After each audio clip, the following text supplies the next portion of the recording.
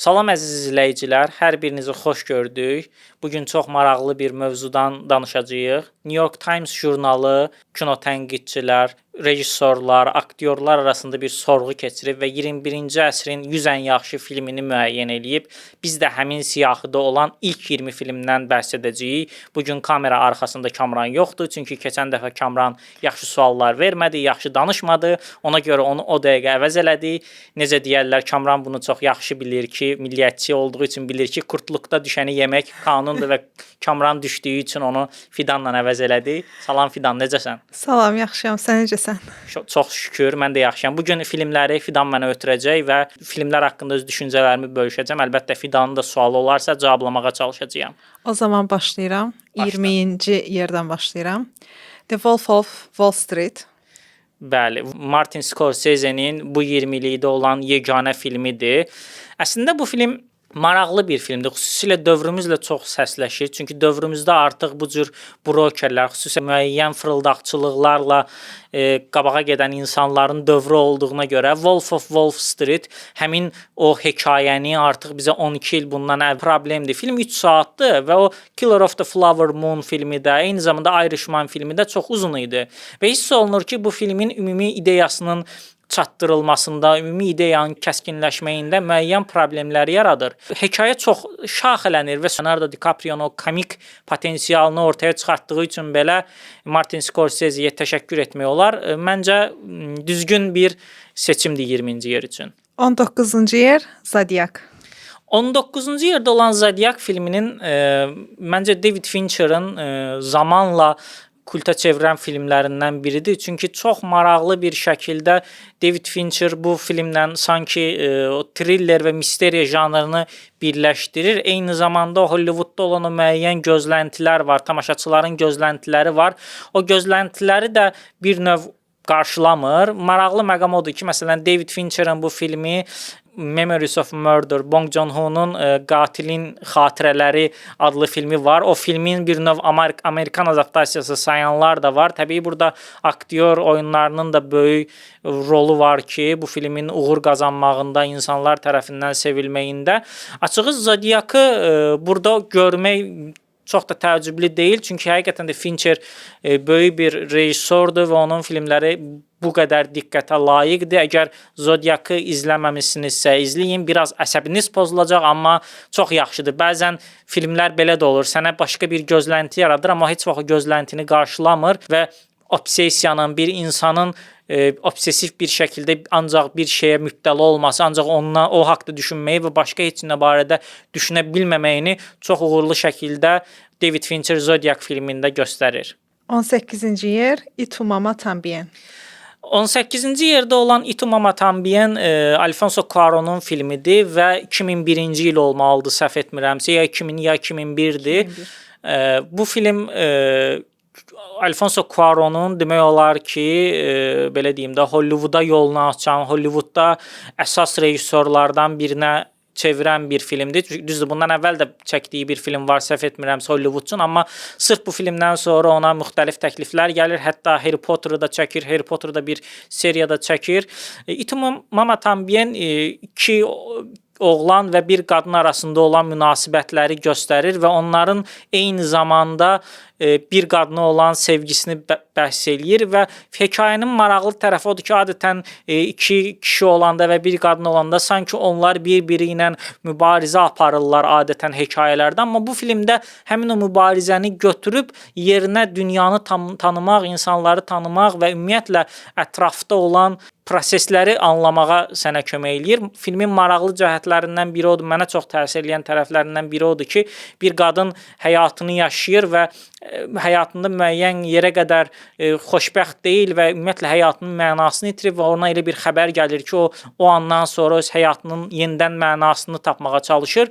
Xüsusilə Alfonso Cuarón'un məhz bu dildə, yəni öz dilində Meksikada çəkdiyi bu film diqqətə dəyər bir filmdir və bu siyahıda açığı bu filmi görmək məni çox sevindirdi. Bu arada filmin Azərbaycan dilinə tərcüməsi ananı da deməkdir. Bunu da bildirim və növbəti filmə keçək. 17-ci film Brokeback Mountain. Brokeback Mountain Ang Lee'nin filmidir və 2005-ci ildə çəkilib və hətta o səhv etmirəmsə 2006-cı ildə Oscar üçün əsas namizədlərdən biri idi. Oscara qədər bütün mükafatları demək olar ki, silib süpürmüşdü, amma Oscarda olan insanlar, xüsusilə mühafizəkarlar bu filmi çox da rəğbətlə qarşılamadılar və ona görə problemlər çıxdı. Bu filmdə hadisələr 50-lərdə mi, 60-larda mı keçir və iki kişi arasında olan homoseksual bir münasibətdən bəhs eləyir. Tərcüməsi Qozbel dağ deməkdir bu filmin və onlar çobandılar və onlar bir gün qarşılaşırlar və aralarında sevgi münasibəti formalaşır. Məncə bu filmin dəyəri ona görə çox yaxşı və maraqlıdır ki, Qozbel dağda olan o homoseksual münasibətlər sanki dövrünü qabaqlayır, sanki növbəti gələcək filmlərin xəbərçisinə çevrilir. Çünki məhz bu filmdən sonra artıq aktiv şəkildə homoseksualların olduğu, baş rollarda olduğu filmlər çəkilməyə başladı və öz dövrü üçün də uğurlu bir sevgi hekayəsini bu mövzu ilə birləşdirmək Ang Lee'nin necə deyim belə böyük bir cəsarətini göstərir və ona görə də məncə bu siyahıda olmağı heç də təəccüblü deyil. Çünki zamanında sanki gələcəyin necə olacağını duyub onun hekayəsini çatdırmaq da bir bacarıq, bir istedad tələb eləyir. 16-cı film Crouching Tiger, Hidden Dragon. Bu film də Ang Lee'nin filmidir və Ang Lee'ni əslinə qalsa bütün dünyaya tanıdan film məhz bu filmdir. Çünki bu filmdə 19-cu əsrin atmosferi göstərilir. Eyni zamanda bu film Çində olan müəyyən o məşhur döyüş ənənələrini, məşhur qılınc oynatma ənənələrini və bir çox ənənəni özündə birləşdirir və bu filmin əslində maraqlı tərəfi elə məhz ondan ibarətdir ki, çox maraqlı döyüş səhnələri var. Hətta bəzi səhnələr insana qəribə gəlir ki, bu filmi necə belə çəkə biliblər. Zamanını yenə Ang Lee qabaqlaya bilib və bir sevgi hekayəsi ilə bir insanların o kəsişməsini çox yaxşı bir şəkildə birləşdirə bilib. Eyni zamanda Çinin adət-ənənələrini, yaşam tərzini də bir növ dünyaya göstərib. Məncə bu filmin də bu siyahıda olmağı heç də təəccüblü deyil. 15-ci film City of God. City of God Braziliyanın deyəsən bu siyahıda olan yeganə filmidir. Rejissoru Fernando Meirellesdir. Əslində favela anlayışı bu dəqiqə bütün dünyada belə çox populyardırsa, bütün dünyada insanlar artıq favela deyəndə nə nəzərdə tutulduğunu anlayırsa, bəlkə də elə məhz bu filmə borcludular. Tanrı şəhəri adlandıra bilərik bu filmi.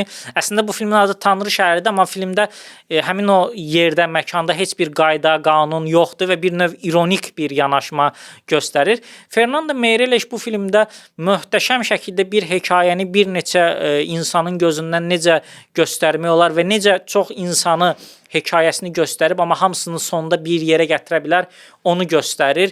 Birdən çox qəhrəman var. Yəni ənənəvi filmlərdə bir qəhrəmanın başına gələnlərdirsə, burada birdən çox qəhrəman var və onların hamısını birgə birləşdirə bilir və xüsusilə bu filmin həm sinematografiyası möhtəşəmdir, operator işi çox gözəldir.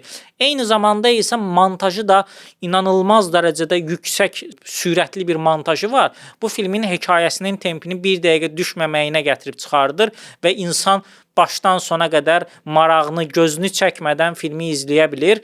Məncə filmin əsas tənqid oluna biləcəyi yerlərindən biri biraz sanki olduğundan artıq göstərmək və ya şişirtmək, biraz orientalist bir yanaşma var. Sanki Braziliyada belə vəhşilərdir və hamı bir anda belə vəhşilər ortaya çıxıbmış kimi biraz elə göstərilir. Ən azından mən elə hiss elədim, amma buna baxmayaraq film olaraq əla bir filmdir. 14-cü film Inglourious Basterds. Quentin Tarantino'nun bu siyahıya düşən, məhz bu yüksək yerdə olan filmidir, yeganə filmidir. Quentin Tarantino'nun bir çox filmi var və bir çox filmi zamanla dəyərlənir. Məncə Inglourious Basterds həmin filmlərdəndir ki, onun sanki sonradan dəyəri daha da anlaşıldı. Xüsusilə sosial mediada o məşhur memlərə çevrilən səhnələrə görə daha da kult oldu. Açığı mən düşünürəm ki, biraz bu filmin hekayə qurğusu, hekayə strukturu çox maraqlı olsa da, rejissorluq olaraq çox tənbəl bir rejissorluq var filmdə. Çox tənbəl deyim də, biraz tənbəl bir rejissorluq var. Xüsusilə əsasən teatral dialoq üzərindən gedən bir hekayə qurmağı bacarıb Tarantino, amma Tarantinonun ustalığı elə bundan ibarətdir ki, o eyni məkanda olsa da, uzun-uzun dialoqlar olsa da o bunu elə yollarla həll edir ki, tamaşaçı son ana qədər diqqətini saxlayır. Tarantinonun bir növ Hitlerə qarşı olan belə bir nifrətinin də və alternativ reallığı dəyişməyə arzusunu da görürük, amma yəni filmi çəksə belə reallığı tamam başqa cürdür. Bəzən belə şeylər də olur. Ona görə nə deyə bilərəm? Amma film olaraq əlbəttə ki, xüsusilə Brad Pitt'in aktyorluğu və Christopher Waltz'un möhtəşəm o ifası ilə bu film yaddaşlarda qalıb və məncə bundan sonra da yaddaşlarda qalacaq. İnsan dəfələrlə izlədikcə yorulmur bu filmdən. 13-cü yer Children of Men. Children of Men bəşəriyyətin uşaqları Alfonso Cuarón'un növbəti filmidir ki, bu siyahıdadır və həqiqətən də bu siyahıda olmağa layiq bir filmdir. Gələcək bir zamanda keçir, distopik bir dünyada keçir və heç kim uşaq doğa bilmir, amma yalnızca bir qadın var və o qadın necəsə hamilə qalır və film elə onu qorumaqdan bəhs eləyir, amma digərləri onu ələ keçirməyə çalışır. Bu filmin yadda qalan məqamlarından biri xüsusilə bir döyüş səhnəsi var ki, döyüş səhnəsi dediyim belə qaçış səhnəsidir. Onu heç bir kəsmə olmadan Alfonso Cuarón çəkib və bu filmdə işləyən Lubezki var ki, o da məşhur quruluşçu operatorlardan biridir və ən məşhur, ən tanınan quruluşçu operatorlardan biridir. Həqiqətən sırf o səhnəyə görə belə bu filmi həmin bu 20-liyə salmaq olar, amma təbii ki, filmin ideyası da, filmin bəşəriyyətin gələcək barəsində olan müəyyən qayğıları da, eyni zamanda bu hekayəni çatdırmaq bacarığı da möhtəşəmdir. Məncə Children of Men layiq bir filmdir. Əgər izləməmisinizsə mütləq izləyin. 12-ci yer The Zone of Interest. Maraq dairəsi The Zone of Interest bəlkə də bu siyahıda son illərdə çəkilib, yəni 2020-lərdən bu yana çəkilib, ilk 20-liyə düşən nadir filmlərdən biridir. Jonathan Glazer'ın filmidir. Jonathan Glazer'ın daha əvvəl də maraqlı filmləri var idi, amma bu filmi xeyli diqqət çəkdi. Çünki dövrümüzlə səsləşir. Çox ironik bir hekayəsi var. Bir ailənin həyatını göstərir. Hansı ki, o ailə bir konsentrasiya kampında, lagerinin yanında yaşayırlar və onların yanında insanlar öldürülür, amma onlar həyatlarına heç bir şey yox imiş kimi, heç bir şey baş vermirmiş kimi davam edirlər. Bir növ 2-ci Dünya müharibəsi ilə sosial media dövründə insanların hər şeyi unutması arasında bir müəyyən bir paralellik qurmağı bacarır Jonathan Glazer və bu filmdə həm operator işi möhtəşəmdir. Lukas Zaldır bu filmin operatoru. Sanki belə sənədli bir film, sənədli yox da xüsusi olaraq dizayn edilmiş kamera, gizli kamera ilə sanki bu ailənin həyatını izləyirsənmiş kimi görürsən. Eyni zamanda isə səs dizaynı bu filmin ən vacib elementlərindən biridir. Evdə bu filmi izləsəniz, mən də evdə izləmişəm, onu çox da hiss eləyə bilmirsən, amma filmdə səslər dayanmadan gəlir, dayanmadan uzaqda öldürülən insanların səsi gəlir və tamaşaçı olaraq sən bunu narahatlığı hiss eləyirsən, amma o insanların bu səslərə də necə kar olduğunu, necə görməkdən əlavə artıq eşitməməyi belə seçdiklərini görürsən. Ona görə Jonathan Glazer'ın məncə layiq olduğu bir yerdir. Təbii mənim favoritim deyil. Məsələn, 2000-lərdən sonra ilk onluğuma qoymaram bu filmi, amma məncə mütləq izlənilməli və üstünə düşünülməli olan filmlərdən biridir. 11-ci film Mad Max Fury Road. Mad Max Fury Road, yəni Qəzəb yolu nümayiş olunandan sonra biraz insanlar tərəfindən müəyyən məsafə ilə qəbul edildi. Çünki yəni Mad Max seriyasının davamıdır və adətən bir işin davamı olan filmlər o qədər də böyük diqqət çəkmir və düşünürlər ki, həmişə orijinal daha yaxşıdır. Amma Fury Road-da Qəzəb yolunda George Miller elə yaxşı şəkildə müasir dövrün texnologiyasını, müasir dövrün alətlərini o qədər uğurlu istifadə edir və xüsusilə montajı ilə, filmin tempi ilə o qədər unudulmaz bir hekayəyə çevirir ki, istər-istəməz insan bu filmə heyran qalır həqiqətən də. Bu filmin estetik tərəfləri özü bir dərslik mahiyyətindədir və xüsusilə bu filmdə montaja diqqət etməklə birgə eyni zamanda rejissor işinə də diqqət etmək olar ki, xırda məqamlarla George Miller hekayəni necə genişləndirə bilir, obrazları necə canlı insanlara çevirə bilir və onların hekayəsi sanki bizə də keçməyi bacarır. Baxmayaraq ki, bu bir distopik dünyadır, amma eyni zamanda Fury Road, Qəzəb yolu insana o hissi verir ki, sanki bu dövr artıq, yəni biz də belə ola bilərik hissini verə bilirsən və həqiqətən də George Miller vizual olaraq da hekayəni çox uğurla danışa bildiyi üçün unudulmaz bir filmə imza atır. O layiqli bir filmdir bu siyahi üçün. 10-cu film The Social Network. Bu filmi mən təriflədiyim zaman, mən bu filmi bəyəndiyimi dediyim zaman insanlar çox vaxt deyir ki, bu filmi niyə bəyənirsən? Çünki sosial şəbəkə filmi biraz fərqli filmdir. Fərqli filmdir dediyim niyə? Çünki film məsələn sosial şəbəkə də adı və sən bu filmi izlədiyin zaman düşünürsən ki, sən bir Mark Zuckerberg adlı bir insanın uğur hekayəsini görəcəksən. Onun yüksəlmək hekayəsini görürsən. Amma David Fincher bu hekayəni, daha doğrusu bu hekayənin ssenari müəllifi Aaron Sorkindir və buna görə mükafat alıb. Hətta bu ssenari, Social Network-ın ssenarisi 21-ci əsrin ən yaxşı ssenarilərindən biri seçilib Amerikan kino ssenaristlər arasında olan sorğuya əsasən 3-cü yerdədir səhv etmirəmsə ya da 2-də də ola bilər. Aaron Sorkin o qədər unikal bir obraz yaradıb ki, Mark Zuckerberg birinci underdog kimi, yəni birinci başlayanda sən onu qələbə qazanmağını istəyirsən, çünki o zəifdir, o gücsüzdür və istəyirsən ki, o hamı tərəfindən o kənarlaşdırılan insan uğur qazansın, amma uğur qazanmağa başladıqca onu qazandığı o gücün ona necə zəhərlənmə gətirdiyi, onu necə zəhərlədiyi və onun necə bir müasir mənada tirana çevrildiyini göstərir.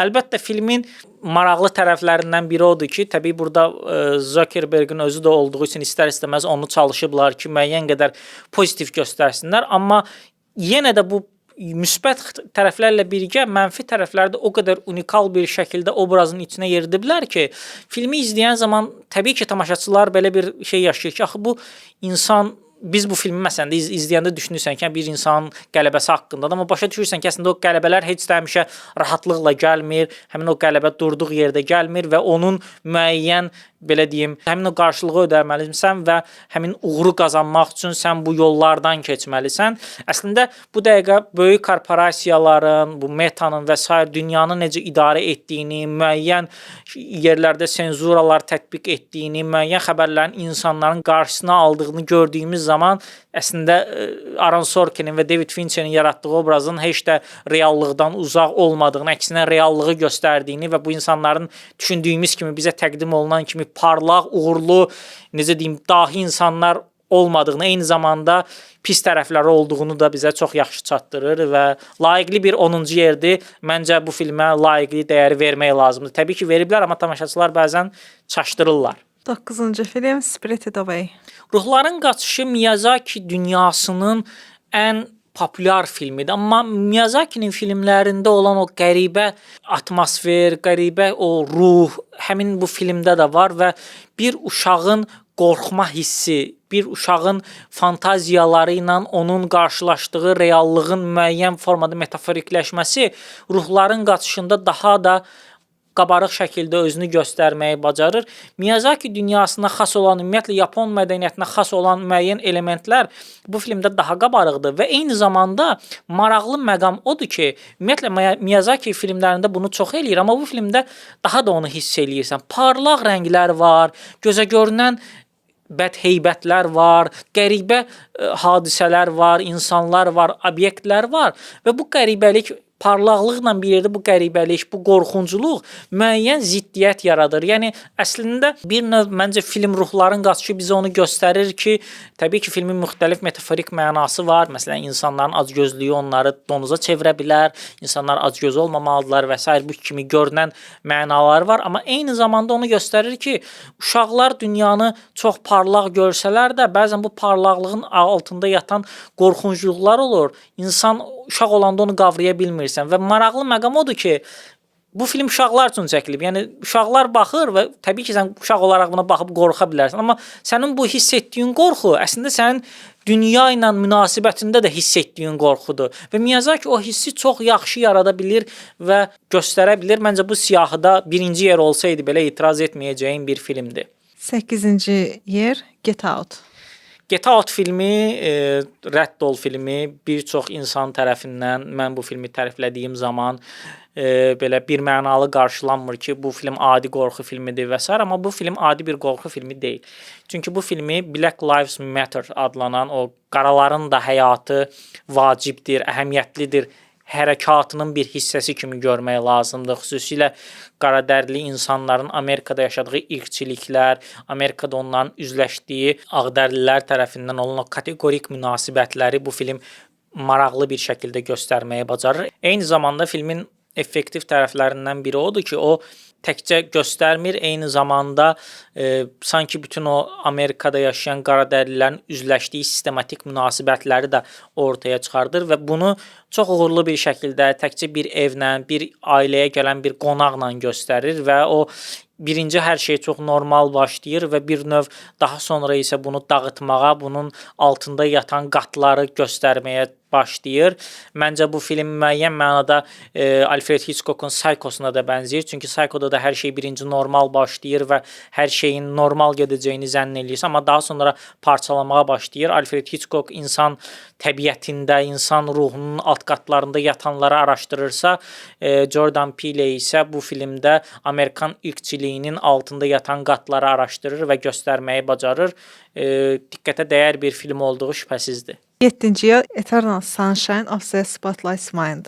Bəli, adı deməyi çox çətin olan bir filmdir. Mən bu film üçün Azərbaycan dilində belə bir tərcümə təklif edirəm ki, saf ağlın əbədi şəfəqi. Düzdür, günəşi kimi də tərcümə eləmək olar, amma məncə əbədi şəfəqi daha düzgün tərcümə olur. Bu film, mən ümumiyyətlə Charlie Kaufman'ı çox bəyənirəm. Mən bu film deyəndə mənim ağlıma Charlie Kaufman gəlir. Çünki bu filmin ssenari müəllifi Charlie Kaufman'dır. Charlie Kaufman 21-ci əsrin ən yaxşı ssenarilərindən birini yazıb bu filmlə və bu filmdə insan təbiətinin necə sevgiyə bağlı olduğu, sevgiyə ehtiyac duyduğu və sevginin insan həyatında necə vacib bir faktor olduğunu göstərir. Çünki sən bütün yaddaşını silməyə çalışsan belə, insanın hər zaman xatırladığı sevdikləri, sevdiyi insanlar onun qəlbinin, ruhunun dərinliklərində yatan insanlardır və məsələn indiki dövrdə biz baxdığımız zaman görürük ki, bəzi insanlar Alzheimer xəstəliyindən əziyyət çəkirlər, amma onlar sevdikləri insanları və ya uşaqlığında onların qəlbinə yol tapan insanları xatırlayırlar. Mən bu filmdə də eynisini görürəm. Möhtəşəm bir sevgi filmidir. İnsan baxdıqca düşünür və başa düşür ki, həqiqətən də sevginin əgər bir xilas edici bir gücü varsa, onu məhz Charlie Kaufman göstərib. Əlbəttə biz rejissor olaraq Michel Gondry'nin də adını mütləq çəkməliyik, amma ümumilikdə siz Charlie Kaufman'ın digər filmlərinə də, ssenariləri, müəllifi olduğu filmlərdə baxsaz görərsiniz ki, o aynı zamanda insan beyni ilə, insan beynində baş verənlərlə, insan şuur altında olanlarla maraqlanır və onun bəlkə də ən uğurlu nümunəsi məhz Saf Ağlın Əbədi Şəfəqi filmidir. Əlavə sözə ehtiyac yoxdur bu film haqqında. 6-cı yer No Country for Old Men. Coen qardaşları Qocalara Yer Yoxdur filmini çəkiblər. Qocalara Yer Yoxdur filmi Coen qardaşlarının artıq imzasına çevrilən bir filmdir və bu film məncə bundan sonraki dövrlərdə də göstəriləcək. Çünki bu filmdə maraqlı məqam odur ki, bu filmdə çox güclü bir anti-qəhrəman var və bu anti-qəhrəman bir yerdən sonra başa düşürsən ki, o zalimdir, başa düşürsən ki, o heç bir mərhəmət hissi yoxdur, qəddarlığı var. Amma bu zalimlıq bir yerdən sonra səndə simpatiya yaratmağa başlayır. Çünki bu gücün simpatiyasıdır. Sən o gücə rəğbət bəsləməyə başlayırsan. Təbii ki, burada Javier Bardem'in möhtəşəm rolunun böyük əhəmiyyəti var. Sən ona da simpatiya bəsləyirsən, amma filmin adı belə deyim, çox qəribə bir şəkildə Amerika simvoluna çevrilir, Amerikanın metaforuna çevrilir. Çünki qocalara yer yoxdur sözündə əslində burada qoca deyiləndə nəzərdə tutulan o deyil ki, sən yaşla. Qoca dediyi sən artıq yenilənə bilmirsən, sən artıq qarşıdan, ətrafdan gələn o təhlükələrə müəyyən cavab verə bilmirsən. Bu əslində Amerikanın özünün də müəyyən mənada metaforuna çevrilir ki, bu ölkə belə bir vəhşi bir ölkədir. Bu ölkədə sən hər zaman tətikdə olmalısan, özünü qorumağı bacarmalısan və ümumiyyətlə Amerikanın dünyaya qarşı olan münasibəti də belədir. Amerikaya qarşı sən hər zaman özünü qorumalısan. Bir növ film bir insanların hekayəsindən çıxıb bir ölkənin taleyini, bir coğrafiyasını göstərməyi bacarır. Unudulmaz bir filmdir. Bu filmin müxtəlif elementləri var ki, istər-istəməz indi də insanlar tərəfindən diqqət çəkir. Məncə Coen qardaşlarından əgər mütləq hansısa filmi bu siyahıya salmaq lazım idisə, elə o film məhz bu filmdir. 5-ci film Moonlight. Moonlight filmi 2016-cı ildə ya 2017-də Oscar qazandığı zaman müəyyən qalmaqala səbəb olmuşdu. Çünki birinci La La Land filmini elan etmişdilər. Daha sonra isə Moonlight'ın daha yaxşı olduğunu dedilər. Moonlight filmi məncə dövrünün maraqlı elementlərini özündə birləşdirir. Çünki bu filmdə qaradərli bir insan var, eyni zamanda homoseksual bir münasibət var və eyni zamanda insan yaddaşında insanın özünü, kimliyini tapması, xüsusilə kimlik siyasəti ilə birgə gələn o insan kimliyi, insanın kim olduğu barəsində müəyyən mənada çox yaxşı elementlər tapmağı bacarır bu film. Bir növ yaddaşdan qopan müəyyən məqamları, müəyyən parçaları birləşdirir. Eyni zamanda insan keçmişinə baxdığı zaman həmin o keçmişində özünü necə gördüyünü və ya özünü necə ifadə edə bilmədiyini, özünü ifadə etməyin çətinliyini, bu kimi məsələləri Moonlight filmi özündə birləşdirə bilir. Barry Jenkins'in ondan sonra da digər filmləri oldu, oxşar mövzulara da müraciət elədi. Ümumiyyətlə Barry Jenkins öz karyerasını məhz qaradərlilərin üzləşdiyi çətinliklər, onların yaşadıkları üzərindən qurub, amma bu film onun karyerasının ən yaxşı filmidir. Açığı mən bu filmi elə yayımlandığı il izləmişdim. Yəni aradan bir 9 il vaxt keçib, amma buna baxmayaraq hələ də müəyyən səhnələr ara-ara ağlıma gəlir. Deməli film uğurludur. 4-cü film In the Mood for Love. Wong Kar-wai'ın artıq indidən klassikaya çevrilən və bütün bu gördüyünüz siyahılarda, 21-ci əsrin siyahılarında, ümumiyyətlə kino tarixinin ən yaxşı filmləri siyahısında mütləq ilk 10-da, ilk 20-likdə olan filmidir. Əslində bu film həmin o yerdə olmağa layiq bir filmdir. Çünki bu ana qədər Wong Kar-wai'ın çəkdiyi filmlər var. Wong Kar-wai öz estetik dilini tapmağa çalışır, amma məhz bu filmlə Wong Kar-wai həmin o estetik dilin zirvəsinə çatır. Eyni zamanda zirvəsinə çatmaqla birlikdə çox gözəl bir hekayə var ki, insanların sevgisinin nə olduğunu bir növ müəyyənləşdirməyə səsləyir. İnsanlar sevgi deyəndə nə başa düşürlər və sevgi, həqiqi sevgi nədir və biz onu tapdığımız zaman ona qarşı nə reaksiya verməliyik? Onu qəbul mü etməliyik, yoxsa ondan şərtlərə görə, müəyyən şərtlərə, müəyyən qadağalara görə ondan uzaq mı düşməliyik? Bu film məhz həmin o insan təbiətində olan o keçidləri, insan təbiəti ilə ətraf mühitin onlara məcbur elədiyi şərtlər arasındakı o münasibəti göstərir və bunu çox dəqiqliklə, eyni zamanda estetik bir formada çatdırır. Bu filmi bəzən izah etmək, bu film haqqında danışmaq çətindir, çünki filmi izlədiyin zaman sən sadəcə heyran qalırsan. Bəzi filmlər elədir, onların xüsusi bir izaha ehtiyacı yoxdur. Burada bu simvolu demək istəyib, burada bunu göstərməyə çalışıb. Bəzi filmlərə sadəcə baxırsan, onlar sanki səndən o andan etibarən səninlə yaşamağa başlayır və davamlı olaraq sənin ağlına gəlir. Əslində bu filmlərin, yəni bu əslində sinematik bir uğurdur. Kino dilinin uğurudur ki, müəllif bunu bacarıb və bunu bacardığı üçün də yaşayır, yaşayacaq və sevgi haqqında olan bəlkə də ən yaxşı filmlərdən biri, bəlkə də birincisi olaraq qalmağa davam edəcək. 3-cü yer There Will Be Blood. Paul Thomas Anderson'ın Qan axacaq filmi. Paul Thomas Anderson ən vacib rejissorlardan biridir, amma bu filmi onun əsas imzasıdır. Çünki bu filmdə o qədər elementlər var ki, bu film məncə müəyyən mənada qocalara yer yoxdur. No Country for Old Men-lə də səsləşir.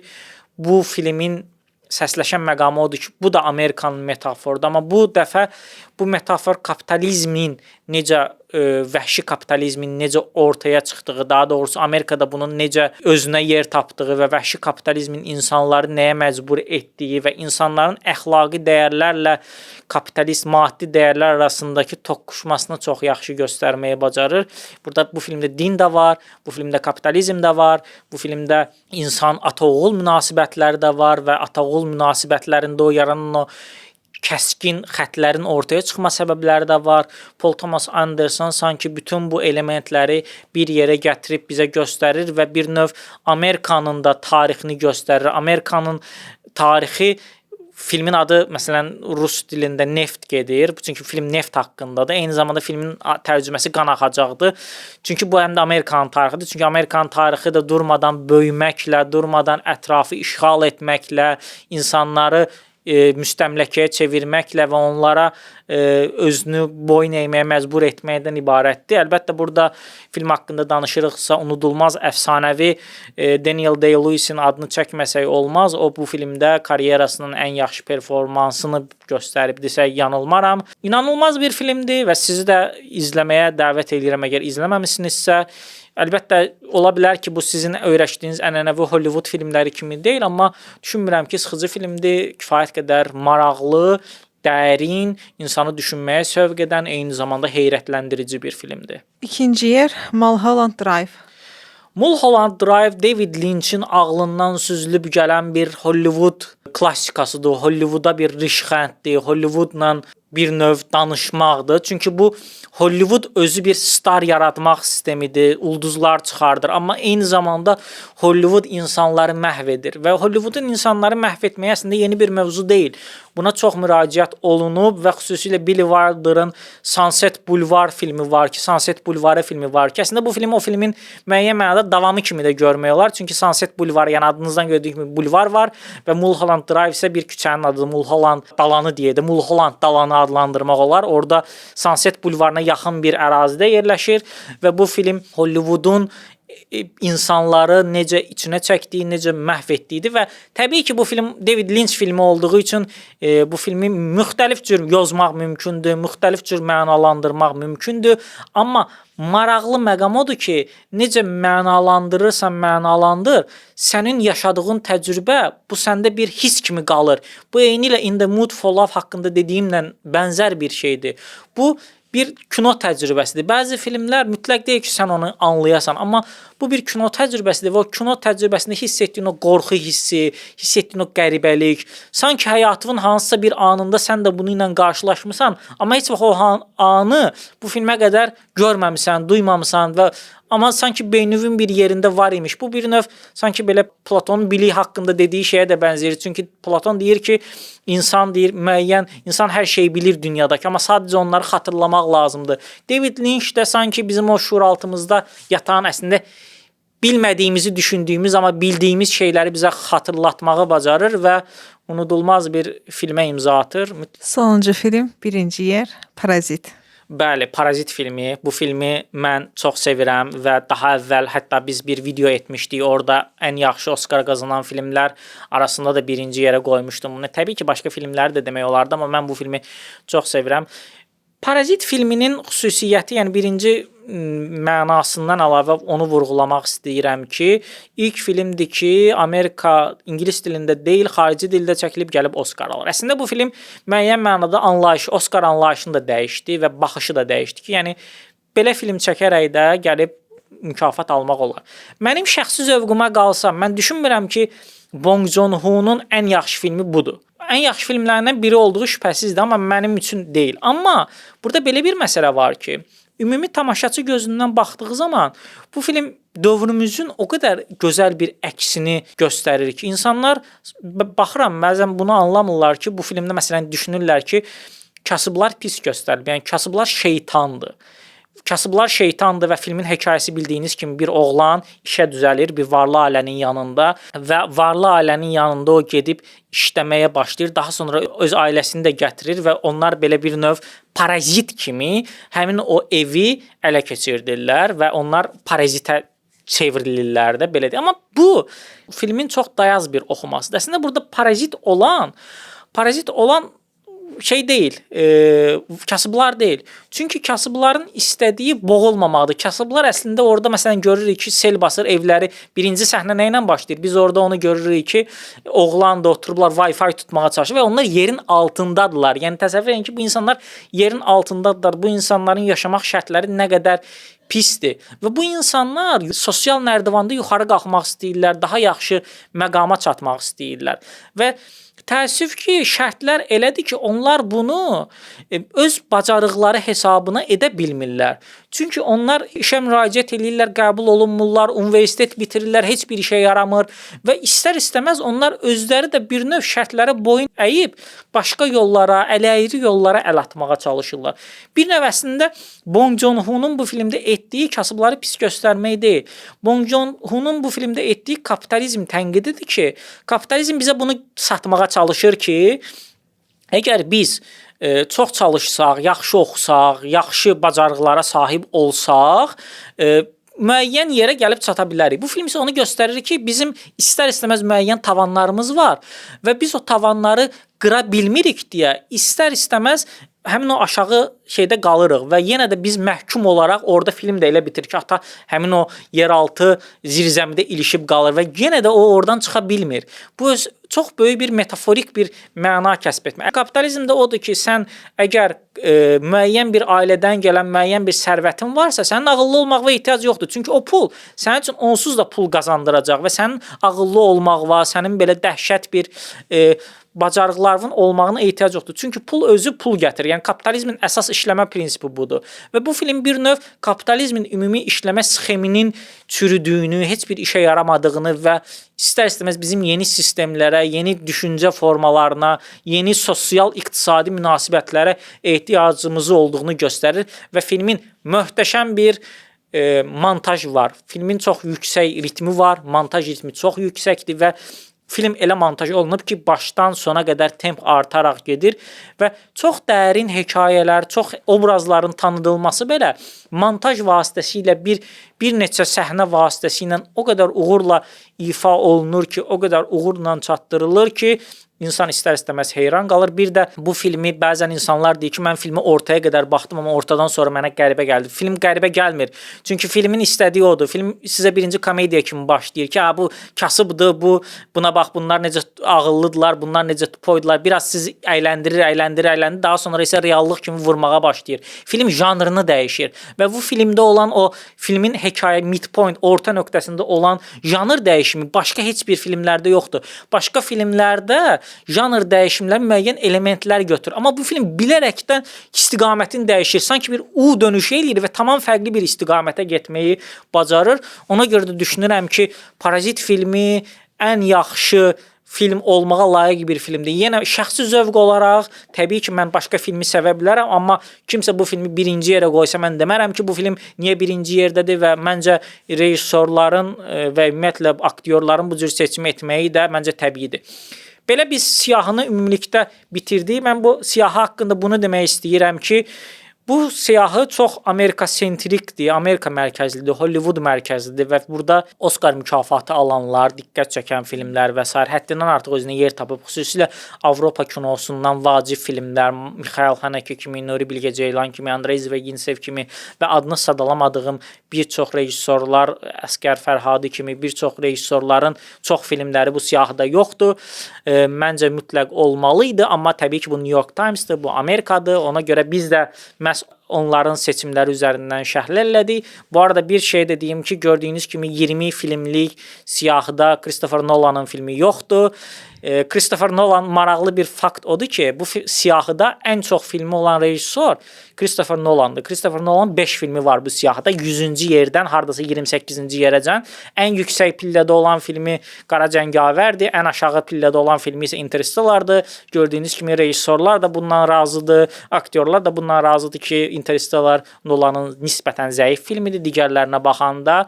Yəni siz bunu qəbul etsəz də, etməsəz də belədir. Həm də bu onu göstərir ki, bu yaxında biz müzakirə eləyirdik. Mən düşünürəm ki, Nolan yaxşı rejissordur, amma ən yaxşılardan deyil. Məsələn, biz burada David Fincher'in 2 filminin adını çəkdik və ya Alfonso Cuarón'un 2 filminin adını çəkdik. Paul Thomas Anderson var, Coen qardaşları var, amma Nolan'ın filmi yoxdur. Ümid edirəm ki, Nolan həqiqətən də belə bu cür siyahlarda ən yüksək olacaq filmi çəkə bilər, amma görünən odur ki, onun elə bacardığı Qara Cəngavər və s. Memento ilə məncə daha yaxşı filmdir. O filmlərlə sərhədlidir. Ümid edirəm ki, yanılaram və zaman məni sübut eləyər ki, Christopher Nolan həqiqətən də Hollywood kinosunun ən böyük rejissorlarından biridir. Baxaq görək necə olacaq. Şərhlərim haqqında, siyahı haqqında siz də öz düşüncələrinizi, fikirlərinizi mənimlə bölüşə bilərsiniz. Bura qədər izlədiyinizə görə hər birinizə təşəkkür eləyirəm, minnətdaram.